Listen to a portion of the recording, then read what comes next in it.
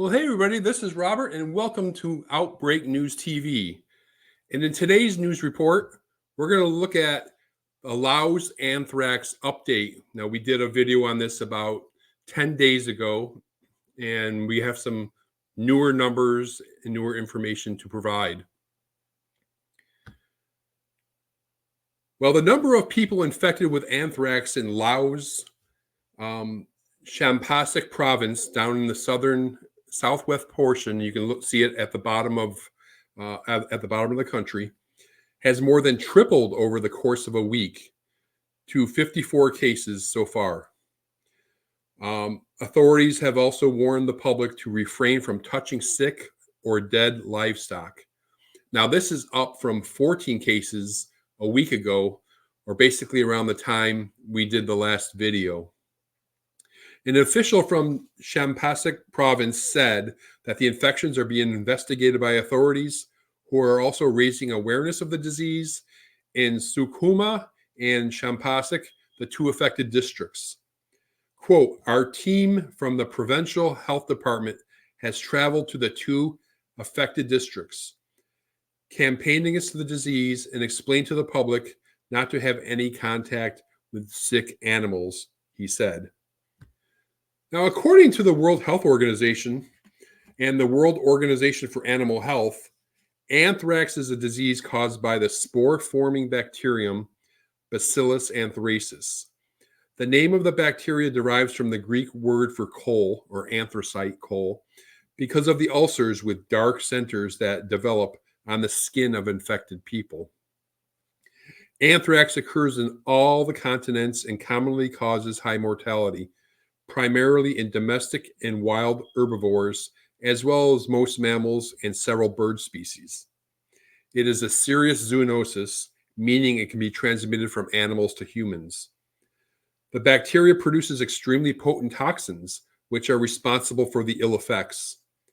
Anthrax spores are extremely resistant and can survive in the environment for decades, making the control or eradication of the disease very difficult. Transmission and spread. Anthrax typically does not spread from animal to animal nor person to person. The bacteria produces spores on contact with oxygen. These spores are extremely resistant and survive for years in soil or on wool or hair of infected animals.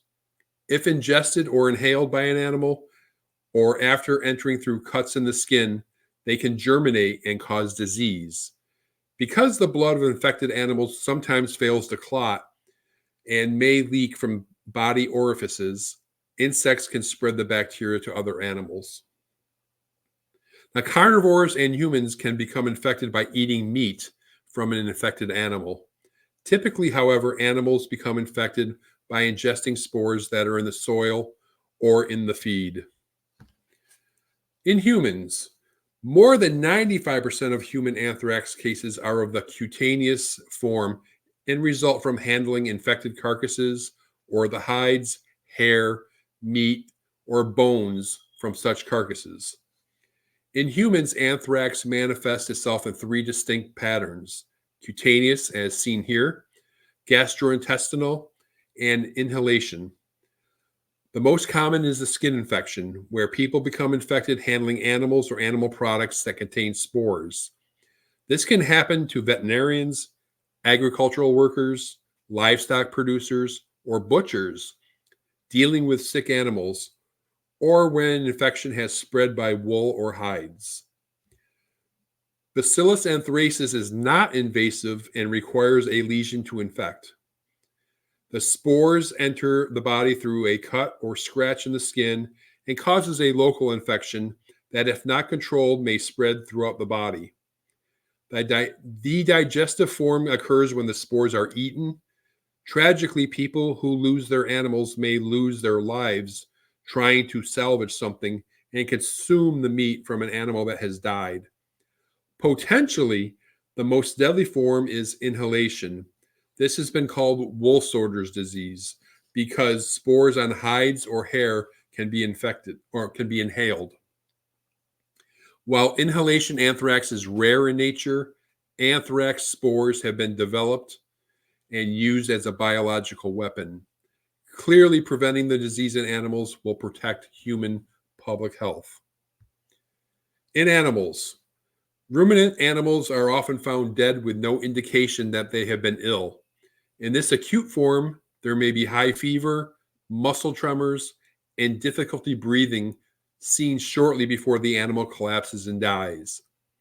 Unclotted blood may exude from the body openings, and the body may not stiffen after death. Subacute form may be accompanied by progressive fever, depression, uh, inappetence, weakness, prostration, and death.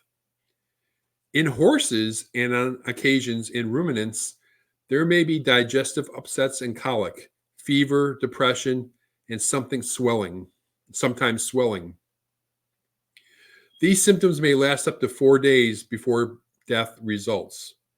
In carnivores, when the animal feeds on an infected source, there may be an intestinal form of the disease with fever, cramps, in which the animals sometimes recover.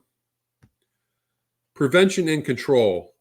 In addition to antibiotic therapy and immunization, specific control procedures are necessary to contain the disease and prevent its spread. In particular, the proper disposal of dead animals is critical. The carcass should not be opened, since exposure to oxygen will allow the bacteria to form spores. Premises are to be quarantined until all susceptible animals are vaccinated and all carcasses disposed of, preferably by incineration or alternatively by deep burial with quick time. Cleaning and disinfection are important as in control of insects and rodents. Vaccination in endemic areas is very important. Although vaccination will prevent outbreaks, veterinary services sometimes fail to vaccinate when the disease has not appeared for several years. But because the spores survive for such lengthy periods, the risk is always present. So that's the latest on what's going on in Laos. The anthrax outbreak is expanding, and we'll be keeping an eye on that here at the YouTube channel and also on the website, outbreaknewstoday.substack.com. And I appreciate you watching. If you liked what you saw, subscribe to the channel, like the video, comment below, and share with your friends. And I'll see you next time on Outbreak News TV.